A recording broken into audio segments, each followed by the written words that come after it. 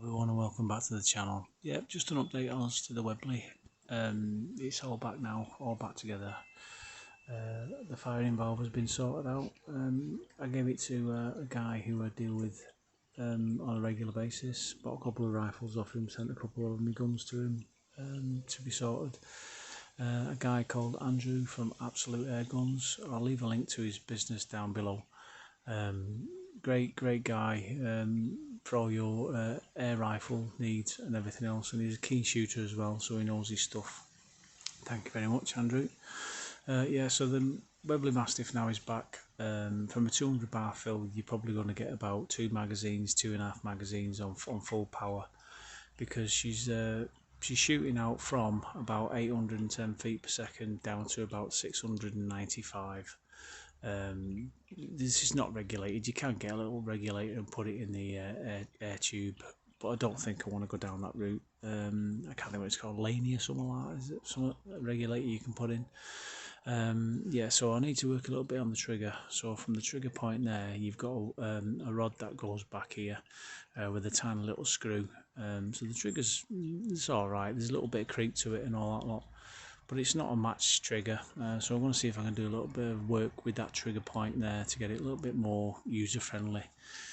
I'm all right with it, but you know, I'm always striving to do something better. But yeah, so this one's giving out about I would say about 20, 23, 25 foot-pounds, and it tends to favour the heavier pellets. So at the moment I've got it on the JSB's Jumbo Heavies, 18.13 grain. But I'm gonna I've ordered some Zan slugs, and see if they do out with it, if anything, and other bits. So I'll let you know as to what goes on. So I've just been down the range this week. I've put a little short on down the range with my Seiko Rimfire. I've just been cleaning all that out, cleaned the barrel on it and all that lot, because it was due a clean. I've cleaned the moderator on it and everything else. So I'm just sat out here letting it air dry. So ultimately, I've been looking at a couple of videos this week with the FAC. This is FAC rated. You have to have an FAC. You have to have it on your ticket, which I have. I've also got the 177 FAC. Don't ask. But yeah, at what point do you cut off? At what point do you cut off from being FAC Air to FAC Rimfire? At what point? Because you can take most of that stuff, and this will take, you know, easily, you know, larger quarry. I wouldn't personally, but I'm not. I haven't got that opportunity, but you know, other people do. This one isn't tunable as well.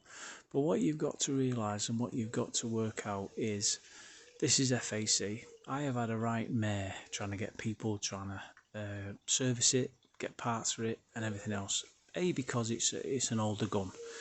The newer FAC air rated guns, like your FX Kings and other bits like that, Crowns and all that lot, normally in .25 caliber, and good luck trying to find an air gun service centre, or a guy who services air guns who will touch it, because they're not RFDs. They're very few and far between. So for me, the cost outweighs it, and the limited availability or access to people who can service it, who's got the knowledge and everything else. This is quite basic. You can do stuff on this yourself, and everything and all that lot. Service it, change your O-rings and everything else like that. However, if you get into anything more complicated like an FX King with a 1,000,001 O-rings and all that lot, then I wouldn't touch that at all. I would take that to a registered firearms dealer. So you have this as a FAC. You can't turn it down. It's either on or off on power. There's no switch to dial it down. So at what point would you say, I'll tell you what, we'll switch over now to the Rimfire, or 17 HMR or something like that. I know that the 22 LR brings its own things with ricochets and all that lot, and you wouldn't use that around in close quarters, around farmyards and all that lot. I get it, I understand it, but it certainly brings into what quarry you would take with it, or what's available to you ethically. Should you take that or whatever? So yeah, this is the whole thing with FAC air. Anybody struggling, toying with the idea of getting it, you either have to pay an excessive amount of money to get FAC air, so like you're talking well over £1,000, £2,000, whereas something like a little Seiko Rimfire is about 600 quid brand new. So you know, you've got that tunability with FAC air, that you can turn it down, turn it up, pellet weights and everything else. And there's a great, I can't think of his name now, I can't think of his name, but there's a video on YouTube where he's slotting rabbits with an FAC rated king at like over 100 yards. He's a brilliant shot. He does catapult as well. I can't think of his name, Caddy Shack or something like that, I think his name is Catty Shack. Great channel. Go on and check him out, which I'm sure you have done. But yeah, he's slotting rabbits on this permission well over 100 yards.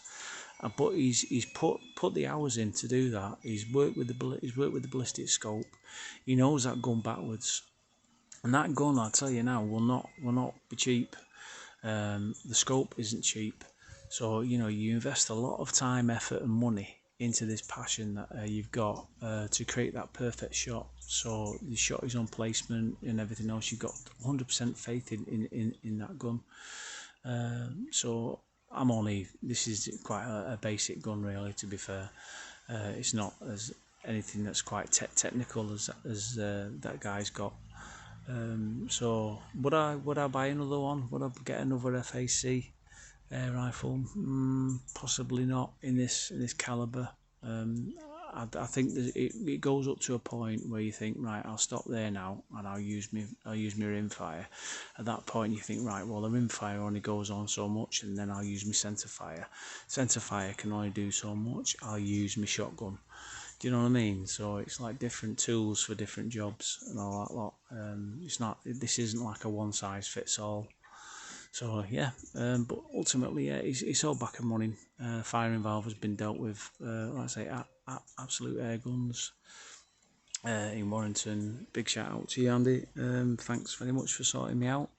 And also a big shout out to Bagnall and Kirkwood as well. Richard there. He's also sorted out a few bits for me in the past. So thoroughly, highly recommended them. Okay, all right. So just I thought I'd give you a little tip, a little update as to this. I'm going to do some slug testing on it and all that lot.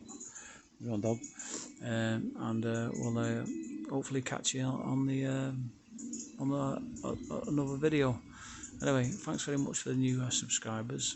You're very much welcome, and I'll see you on the next video. All right, take care. Bye.